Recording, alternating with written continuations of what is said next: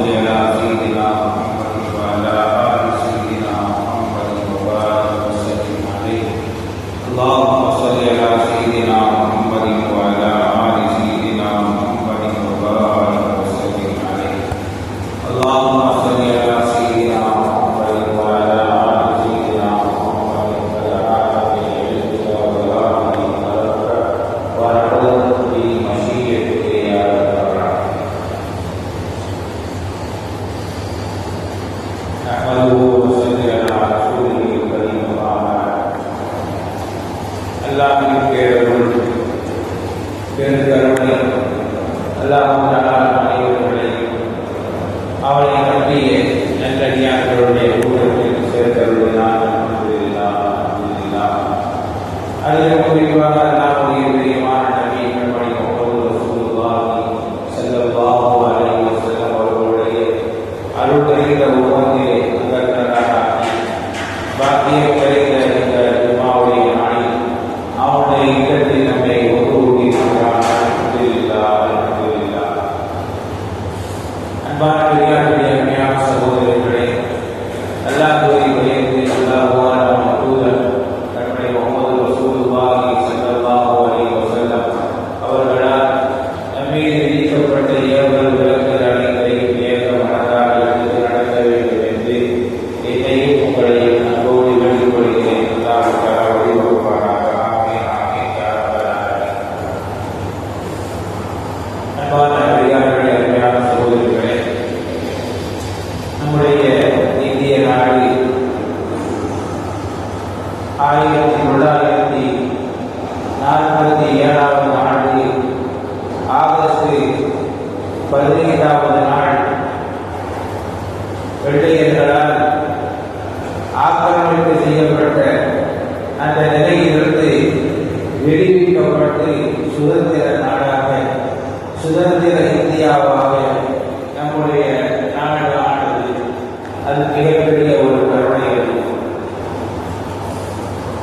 சுதந்திரத்திற்காக வேண்டி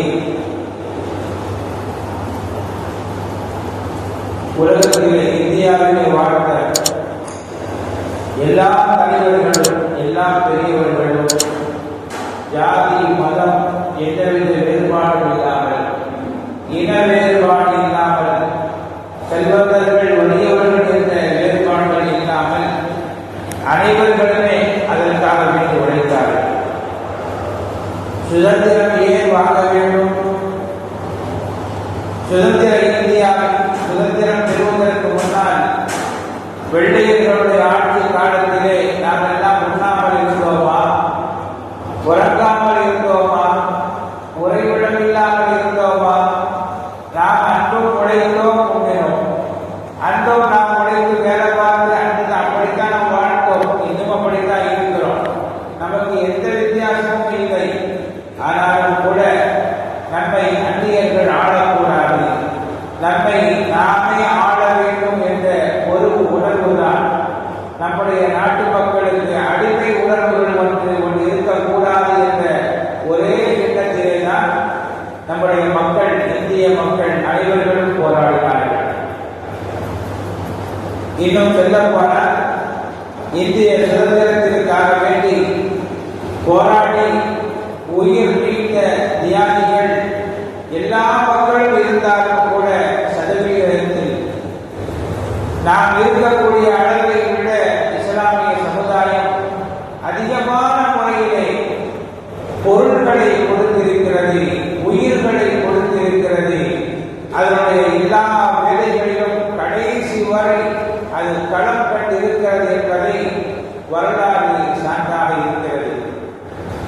நம்முடைய இந்திய நாடு ஏன் இஸ்லாமியர்கள் அவ்வளவு போராடினார்கள் என்று பார்த்தால், இஸ்லாமியர்களுடைய ஆட்சியிலே தான், முகலாயர்களுடைய ஆட்சியிலே, பகதூர்களுடைய ஆட்சியிலே தான் 800 ஆண்டு காலங்களுக்கு மேல் இந்த இந்திய நாடு இருந்தது. அன்று அந்த 800 ஆண்டுகள் அடிமை இந்தியா என்று யாரும் சொல்லவில்லை. இந்தியாவிற்கு படையெடுத்து வந்தவர்கள் என்று ஒரு பெரும் குறையை சொன்னாலும் கூட இன்னும் சொல்லுவார்கள், இந்தியாவிற்கு படையெடுத்து வந்து இந்தியாவை ஆக்கிரமிப்பு செய்தார்கள் என்று. ஆனாலும் எந்த சரித்திர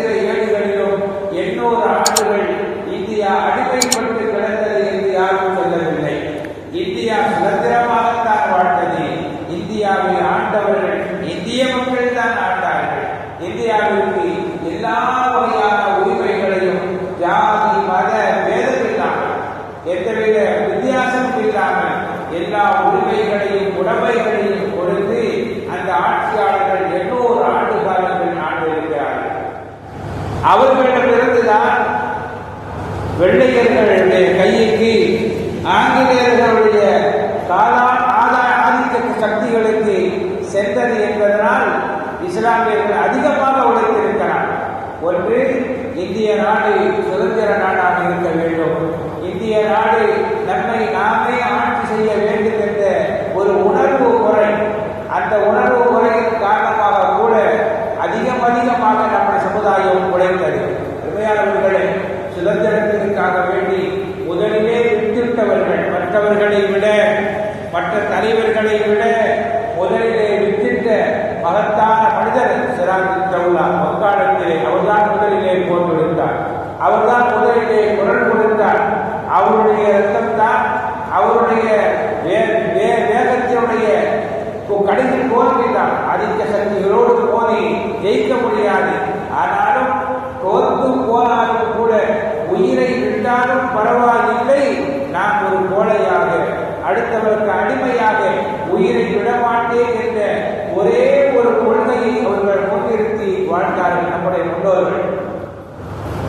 தென்னாட்டிலே திப்பு சுல்தான், இது போன்ற இரண்டு சிங்கங்கள், தெற்கு ஒரு சிங்கம் வடக்கு ஒரு சிங்கம் என்று இரண்டும் போர்க்களத்திலே மாண்டார்கள் அவர்கள் கடைசியில்.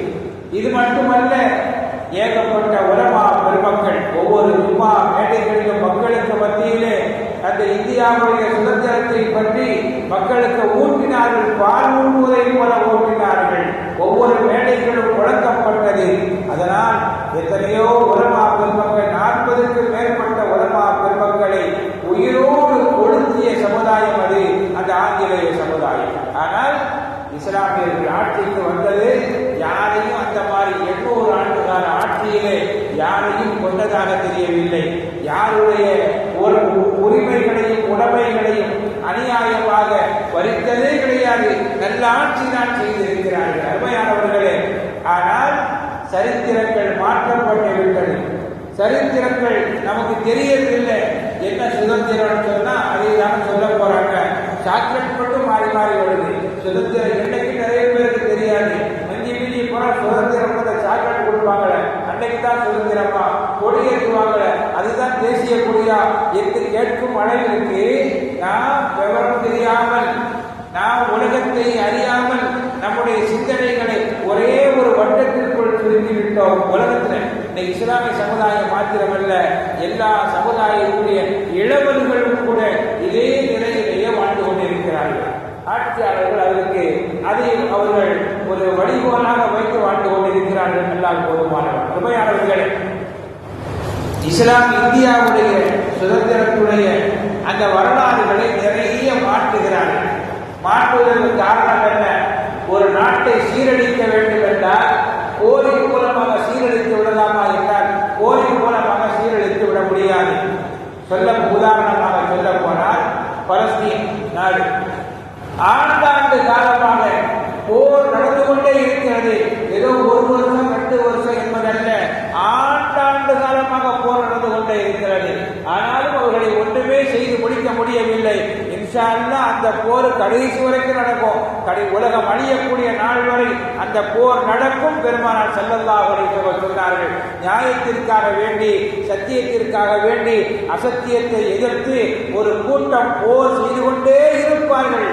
பைத்துல் முகத்தஸ் என்று சொல்லக்கூடிய புனித ஆலயம் இருக்கக்கூடிய அந்த பலஸ்தீனிலே நடந்து கொண்டே இருக்கும் என்று பெருமானார் ஸல்லல்லாஹு அலைஹி வஸல்லம் சொன்னார். இருக்கட்டும் சகோதரர்களே, ஆனால் போரின் மூலமாகவோ கொலை செய்வதன் மூலமாகவோ ஒரு சமுதாயத்தை அழித்து விடலாமா என்றால் அழித்து விட முடியாது.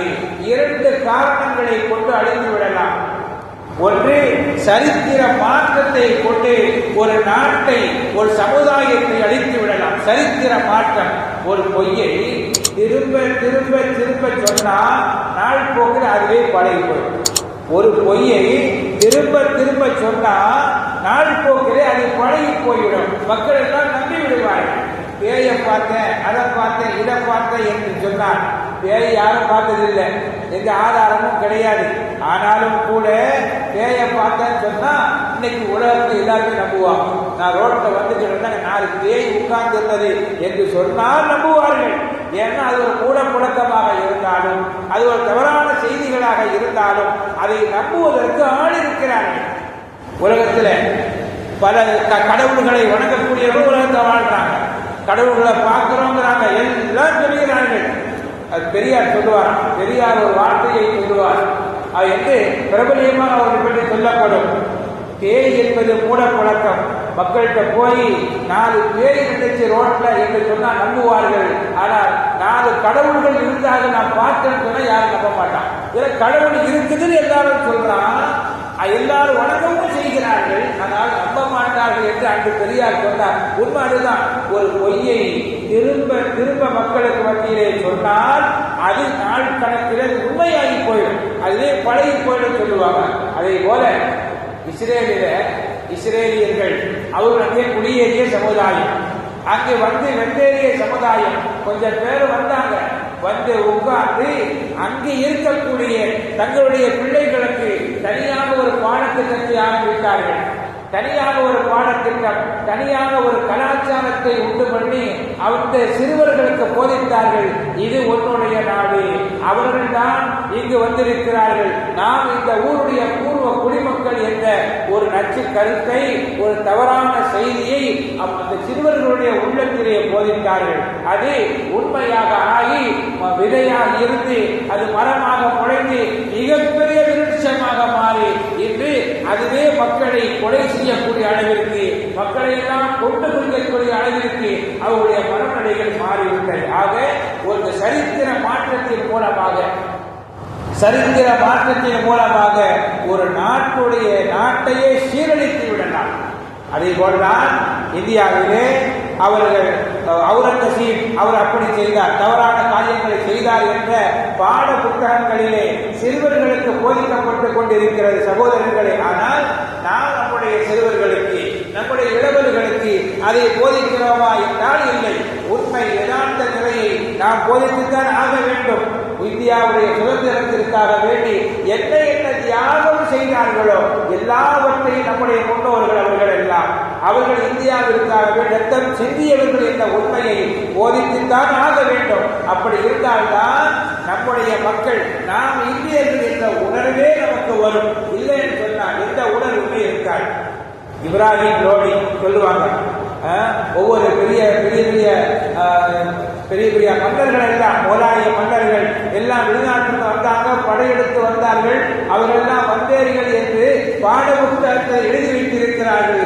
ஆனால் வெள்ளையர்களுடைய ஆட்சி வரும் வரை இந்தியா சுதந்திர இந்தியாவாகத்தான் இருக்கிறது. யார் அடிமைப்பட்டு போகவில்லை. வெளிநாட்டு காரணங்களுக்கு அடிமைப்பட்டு இருந்தது, மோலாயர்களுக்கு அடிமைப்பட்டு இருந்தது என்று எந்த சரித்திர ஆசிரியர்களும் சொல்லவில்லை. அது உண்மையும் இல்லை.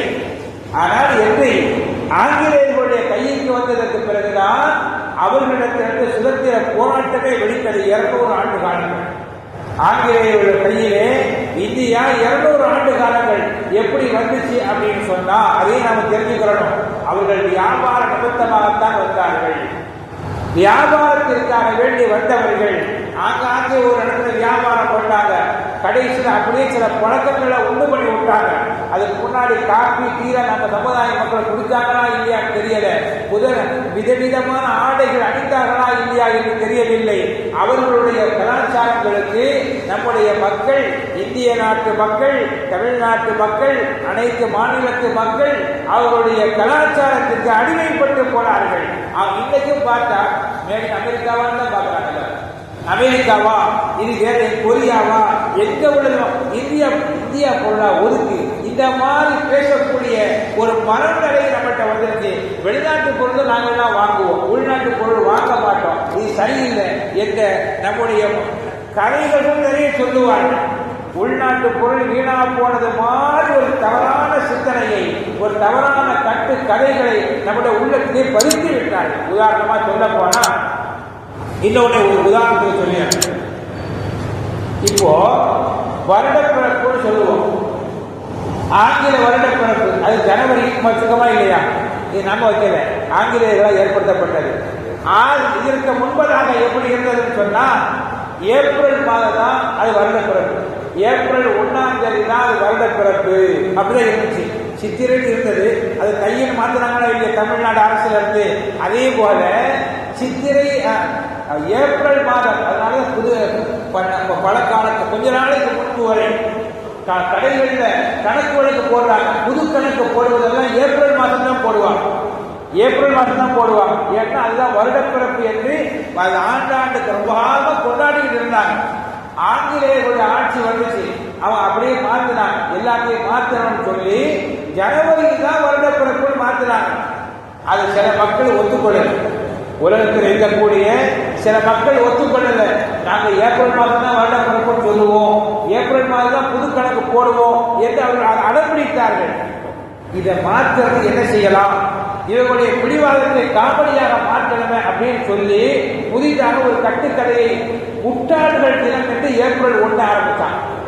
ஏப்ரல் 1 அது முட்டாள்கள் தினம் அப்படின்னு அறிவிச்சான். அதனால ஏப்ரல் ஃபூல் அப்படி ஏமாத்துற நாள், மக்களை ஏமாத்துறது சொல்லி இப்படி ஒரு தவறான ஒரு சிந்தனையை ஒரு காமெடியாக மக்கள் அறிவிச்சா. இன்னைக்கு அதையும் நாம என்ன செய்யலாம், ஏப்ரல் 1 போய் சொல்லணும் நம்ம மக்கள் நடக்கு. ஏப்ரல் 1 யார் யார் ஏமாத்துறாங்க அந்த ஏப்ரல் 1 கொண்டாடிட்டோம். அந்த முட்டாள்கள் தினத்தையும் கொண்டாடிக்கிட்டு பாருங்க. இது யாரை ஏமாற்றுவதற்காக செய்யப்பட்ட கதை. யாரெல்லாம் ஏப்ரல் மாதம் தான் என்னுடைய மூதாதையர்கள் வைத்திருந்தார்கள் வருடப்பிறப்பு என்று யாரெல்லாம் சொன்னார்களோ அவர்களை ஏமாற்றுவதற்காக வேண்டி புதிய ஒரு தந்திரத்தை கையாண்டார்கள். அப்ப சரித்திர மாற்றங்கள், சரித்திர மாற்றத்தின் மூலமாக ஒரு நாட்டை ஒரு கலாச்சாரத்தை சீரழித்து விடலாம். சரித்திர மாற்றத்தினால எப்படி இஸ்ரேல் அவருடைய சரித்திர மாற்றத்தினால் பலஸ்தீனை சீரழித்தார்கள், அதே போல ஏப்ரல் மாதம் முட்டாள்கள் தினம் என்ற சரித்திர மாற்றத்தினால் நம்முடைய மூளையை செலவை பண்ணாங்க. அதுல ஒரு பெரிய மேட்டரே கிடையாது நினைப்போம். இது சின்ன ஒரு உதாரணத்துக்காக சொல்லப்பட்ட மேட்டர் தான். இதே போல சரித்திரத்திலே இஸ்லாமியர்கள் வந்தேறிகள், இஸ்லாமியர்கள் வந்தவர்கள் என்ற அந்த எண்ணத்தை திரும்ப திரும்ப நம்மிடத்திலே சொன்னதுனால நம்ம மனசுல கூட ஒரு சில வந்திருப்போம். வெளிநாட்டிலிருந்து நம்ம வந்திருப்போம், எந்த வெளிநாட்டுக்கு நாம போனதில்லை, எந்த வெளிநாட்டிலிருந்து வரல என்பதை நம்முடைய இளம் தலைமுறையினர்கள் அதை புரிந்து கொள்ளுங்கள். அருமையானவர்களே, இது ஒரு செய்தி. அவர் ஒன்ற சரித்திர மாற்றத்தினால் ஒரு நாட்டுடைய கலாச்சாரத்தை ஒரு நாட்டை சீரழித்து விடலாம். அதே போல கலாச்சார மாற்றத்தின் காரணமாக கலாச்சாரத்தை மாற்றணும், பண்பாடுகளை மாற்றணும், பேச்சை மாற்றணும், ஆடையை மாற்றணும், ட்ரெஸ்ஸை மாற்றணும். இந்த மாற்றத்தை உண்டு கொள்வதன் மூலமாக ஒரு சமுதாயத்தை அழித்து விடலாம். இன்னும் கூட மேற்கத்திய கலாச்சாரங்கள், தவறான கலாச்சாரங்கள் நம்மிடத்தில் பேச்சில வந்துருச்சு, ஆடையில வந்துருச்சு. பெருமானார் ஸல்லல்லாஹு அலைஹி வஸல்லம் சொன்னார்கள், இம்ரான் பைத்துல் முகத்தஸ் ஹராம் யஸ்ரிப் என்று சொன்னார். பைத்துல் முகத்தஸுக்கு பக்கத்தில் உள்ள சில நாகரிகங்கள், நாகரிக பழக்க வழக்கங்கள் அது எஸ்ரிபை அழிக்கும் என்று பெருமானார் ஸல்லல்லாஹு அலைஹி வஸல்லம் சொன்னார்கள். எஸ்ரிப் என்றால் மதீனா, மதீனாவை அழிக்கும் அந்த கலாச்சாரம். அது மதீனாவை அழிக்கும் கலாச்சார மாற்றத்தினால சுன்னத்தை விட்டு விடுவார்கள் மக்கள் எல்லாம். சுன்னத்தை விட்டுவிட்டு பெருமானார் ஸல்லல்லாஹு அலைஹி வஸல்லம் சுன்னத்தை விட்டுவிட்டு அவர்களுடைய கலாச்சாரத்தை பின்பற்ற ஆரம்பித்து விடுவார்கள். யாருடைய கலாச்சாரம்? பைத்துல் முகத்தஸ் பக்கத்தில் இருக்கக்கூடிய அந்த மக்களுடைய கலாச்சாரத்தை. பைத்துல் முகத்தஸ் பக்கத்தில் யார் இருக்கிறார்? யூதர்களுடைய கலாச்சாரம் மக்களுக்கு மத்தியிலே வந்துவிடும். தலைமுடிய வெட்டாளுக்கிறதா ஒரு பக்கத்தில் வச்சுட்டு இன்னொரு பக்கத்துல வழக்கு எடுத்துருவாங்க. ஒரு மாதிரியா போட்டி கடற்கார கூட அப்படிதான் வெட்டுறாங்க. நார்மலா வெட்ட தெரிய பறந்துட்டாங்க. பழைய ஆட்கள்கிட்ட போய் யாரும் முடிவெட்ட போறது இல்லை. ஏன்னா அவங்களே பழைய காலத்து மாடல்ல வெட்டுவாங்க. இப்ப புது மாடல்ல வெட்டணும்னு அவங்களுக்கு பழைய மாடல் தெரியல. வித்தியாசம் நம்ம போறோம், நம்ம மட்டும் வெட்டுறாங்க. அல்லாஹ் பாதுகாக்க. அருமையானவர்களே, அப்ப கலாச்சார மாற்றத்தின் காரணமாக ஒரு சமுதாயம் அழிக்கப்பட்டு போய்விடும். இதெல்லாம் இந்த மாதிரி கலாச்சாரங்களும் சரித்திரங்களும் நம்முடைய நாட்டிலும் மாற்றப்பட்டு கொண்டே இருக்கிறது. அருமையானவர்களே, இன்னொரு செய்தி என்னன்னு சொன்னா, ஆட்சி என்பது எப்படிலாம் மாறிடுச்சு. சுதந்திரம் பெறுறதுக்கு முன்னாடி எப்படி இருந்தோம், இப்ப சுதந்திரம் பெற்றதுக்கு பிறகு நாம் எப்படி இருக்கிறோம். ஏட்டா சுதந்திரம் கிடைச்சது நினைக்கிற அளவு மாறிடுச்சு நிலைமைகள். என்ற ஆட்சி என்பது எப்படி இருக்கணும், அது பொறுப்பா அல்லது பதவியா என்பதுதான் கேள்வி. பெருமானார் ஸல்லல்லாஹு அலைஹி வஸல்லம் காட்டிக் கொடுத்தார்கள், ஆட்சி என்பது அது பதவி அல்ல, அது பொறுப்பு என்றார்கள். ஆட்சியாளர்கள் அழுது கொண்டே இருந்தார்கள், என்னிடத்தில் கொடுக்கப்பட்ட பொறுப்பை நான் சரியாக செய்கிறேனா இல்லையா என்று அவர்கள் அழுது கொண்டே இருந்தார்கள். உதாரணத்துக்கு ஒன்றே ஒன்றை மட்டும் சொல்லிவிடுகிறேன். உமர் நாயகம் ரலியல்லாஹு தஆலா பெரிய ஒரு சாம்ராஜ்யத்துக்கு அவர்கள் ஜனாதிபதியாக இருக்கிறார். அவங்க ஒரு நாள் உவைசுல் கர்னி ரலியல்லாஹு தஆலா பெரிய பெரிய சஹாபி, பெரிய அவங்க சஹாபி அல்ல, பெருமானார் ஸல்லல்லாஹு அலைஹி வஸல்லம் அவர்களால் பெயர் சூட்டப்பட்டவர்கள், பட்டம் சூட்டப்பட்டவர்கள், பெரிய மனிதர், அவுலியா என்று சொல்லப்பட்டவர்கள். அவங்கள பார்க்க போறாங்க. அவர்கள் எளிமையே உருவானவர்களாக வாழ்ந்து கொண்டிருக்கிறாங்க. அவங்கள பார்த்து உமர் நாயகம் அழுதாங்க. உமர் நாயகம் அழுகுறாங்க. என்னங்க அழுகுறீங்க அப்படின்னு கேட்டா, உங்களை பார்த்துட்டா எனக்கு இந்த ஆட்சி மேல ஆசையே இல்லாம போயிடுச்சு. யாராவது ஒரு ரொட்டி தரணும்னு சொன்னா இந்த ஆட்சியை கொடுத்துருவேன்னு சொன்னாங்க உமர் நாயகம். ஒரு ரொட்டி, அவ்வளவு பெரிய சதுர கிலோமீட்டர் ஆட்சி பண்ணிக்கிட்டு இருந்தவங்க ஒரு ரொட்டி எனக்கு யாராவது கொடுத்தால் இந்த ஆட்சியை நான் போய் கொடுத்துருவேன்னு சொன்னாங்க. வயசு கண்ணிய சொன்னாங்க. அவங்க உங்க ஆட்சி ஒரு ரொட்டிக்கு ஈடான்னு கேட்டாங்க. ஒரு ரொட்டிக்கு கூட உங்க ஆட்சி ஈடு இல்லைன்னா அதுதான் திருப்பி அழுகுனாங்க.